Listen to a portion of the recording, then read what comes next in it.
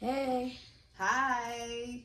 We are here celebrating Kwanzaa, the Dugan family, for the first time in years, and this is Zion's first time celebrating Kwanzaa.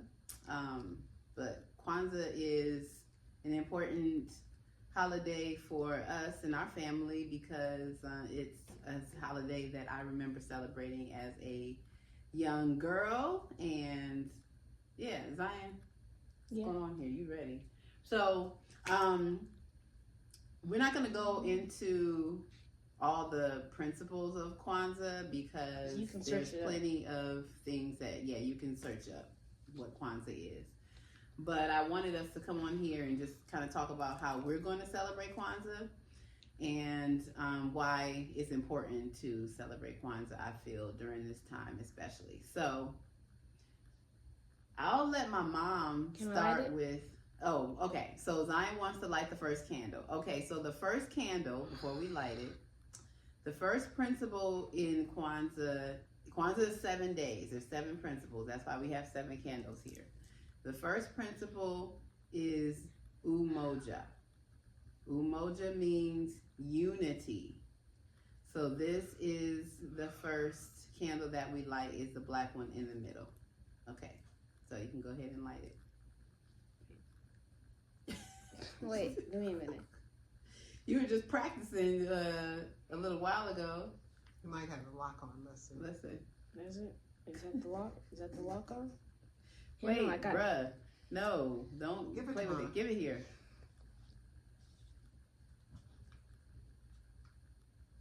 Oh, it had the lock on. No. Okay, it had the lock on. Okay, so we're lighting the first. No, that's not it. You just. It's hard. I don't have a good grip on it. Oh, there. Okay. Go. I'm doing it. You are. Just keep it on there until it gets lit. Okay. No, it burnt the wax. Don't pull the candle out now. It's okay. It burnt the wax. So this is the first principle. Is umoja, unity. Now, there are a couple of things. Our landscape here is a little scarce. You're supposed to have fruit for the first harvest, vegetables, corn, things like that, but we don't have that yet. We'll get that during the week for sure. So stop. Hot. So anyway, I'll talk about what I remember about Kwanzaa, and then Mom, you want to talk about what you remember about Kwanzaa and why it's important? Okay, so I went to an all West African based school called Nataki Taliba in Detroit, Michigan. And Nataki was very big on Kwanzaa and celebrating Kwanzaa, celebrating our culture, celebrating our heritage. And so I always remember being very proud to be of African descent for a number of reasons, but Kwanzaa was a celebration and a holiday that highlighted principles that are important within the African American community. So the reason why I felt like it was important to celebrate it now, I haven't celebrated it in years, was because my son is getting older. He's 10 years old now, and I think that it's important that he recognizes some things about his culture and his heritage that he may not have known before that would help with his self-esteem later on. And so he can be proud of being of African descent and just know that there is a celebration that is for us too. And it really is, to me, it's a celebration of humanity. These 7 principles, I feel like these are principles that humanity, we all need unity, especially during this time. So anyway, I remember my fondest memory of Kwanzaa, and then I'll end with this and I'll let my mom say something, is me getting my first key to the house. So, what happens is after the 7 days, on the last day, then the parents or the guardians of the child the children give their child a gift, but it's of significance. It's something that's meaningful. It's something that's like rites of passage. So me getting my first key to the house was like a rites of passage, and that was like that was so much fun just to get that, because it showed that they trusted me, that I had autonomy, some more autonomy. I was more independent, and so that was my fondest memory of Kwanzaa, but there's so many just amazing things. I inquire everybody to do their research, and yeah, but for me, it was really important growing up. Mom? Okay. All right. Well, I'm glad that you remember that. But having been introduced to Kwanzaa while we were at the Nataki Taliba Schoolhouse of Detroit was a very, very much a jewel in our lives, because the school is no longer in existence. So it was one of those things, those experiences where it was just a treasure and a jewel. Even though it may not be there now, it will always be a part of us. And one of the big things at that school was Kwanzaa. So now the first principle is unity, and unity means being able to stick together on things that are important to you, in regards to our culture, in regards to our people, in regards to the things that we go through, our humanity. All of that is involved in the unity. If there is no unity, there can be nothing else. There can be no progress. There can be no moving forward. So there must be unity. And sometimes that's a struggle, but we have to always define and make sure that there are unified forces in order to be successful in almost anything when there's more than one person. Even with ourselves, we got to be unity. There has to be unity sometimes, because we're split, as individuals. So it's very important. Probably the foundation, the most important principle. Well, one of the most important. We'll just say it like that.